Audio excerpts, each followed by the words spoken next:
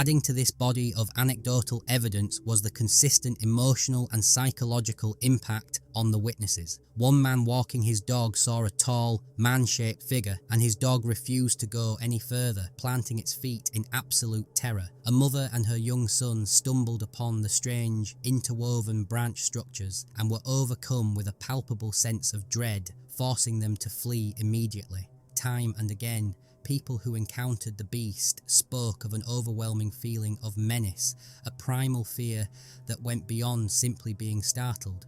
They felt they were in the presence of something ancient, powerful, and deeply hostile. The evidence wasn't just in what they saw or found, it was in the terror that lingered long after the encounter was over. With a growing file of witness statements and perplexing, unverified evidence, investigators faced a critical question: what exactly is the Beast of Bolam Lake? The theories that emerged were as varied and strange as the sightings themselves, falling into three main categories: the biological, the hoax, and the supernatural. The most straightforward explanation, favoured by some cryptozoologists, is that the beast is a flesh and blood animal, an unknown hominid species. Proponents point to the consistent physical descriptions as evidence of a real, biological creature. However, this theory runs into a huge problem: ecology. Even at over 65 acres, experts argue Bolam Lake's park is nowhere near large enough to sustain a single large primate, let alone a breeding population necessary for a species to survive undiscovered.